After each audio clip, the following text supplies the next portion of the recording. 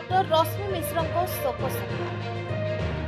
कटक सहर जड़े सुनाम अर्जन कर शिक्षा जगतर माइलखुंट प्रोफेसर डॉक्टर रश्मि मिश्र परलोक होते परिप्रेक्षी में आज होटेल चहटाघाट स्थित होटेल प्रमोद ठारे परिवार वर्ग सहित अनेक बंधु बांधव समस्त एकत्रित हो शोक सभार आयोजन कर गत 26 डिसेम्बर 2025 आत्मीय स्वजन को छाड़ी चलीगले।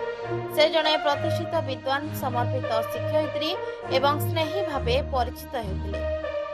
से समस्त जीवन में ज्ञान और करुणार एक आलोकवर्तिका थे।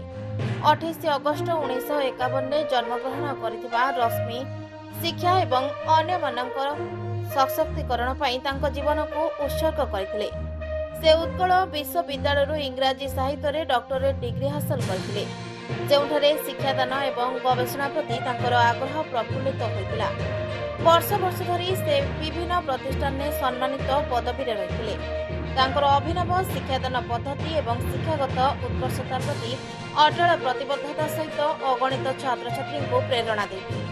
प्रोफेसर रश्मि केवल जड़े प्रतिभाशाली शिक्षाविद नथिले, बरं स्वर्गत श्री आत्मारंजन महापात्रंकर सह जड़े जत्नवान थे, जे स्वर्गत प्रोफेसर देवेंद्र चंद्र मिश्रंकर झियो एवं स्वर्गत डॉक्टर गिरधारी महापात्रंकर बहु थे एवं तांकर 3 संतान श्री तारिणी महापात्र पुत्रवधू श्रीमती प्रीति महापात्र झियो डॉक्टर इप्सा महापात्र जामाता डॉक्टर जयंत दास झियो डॉक्टर लीता महापात्र नातुणी प्रिसा जिगिसा एवं लैसा महापात्र परिवार एवं मिश्र परिवार माता थे।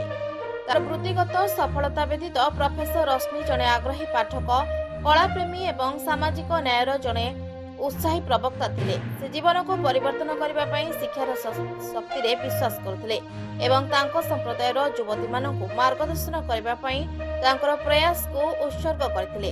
समानंको निर्भीक भावरे समानंकर स्वप्न को पूरण करने उत्साहित करुथिले। जेतेबेले आमे तांको वियोग रे शोक करूछु, आमे तांकर उल्लेखनीय जीवन एवं तांको चारि पाखरे थिबा लोकंको उपरे से करथिबा अमिमात्र प्रभाव को मध्य पालन करूछु। रश्मि ऐतिह्य तांको शिक्षा क्षेत्र में तांकर अवदान एवं तांकर परिवार एवं छात्र मानक से देथिबा मूल्यबोध माध्यम रे बंची रहबो।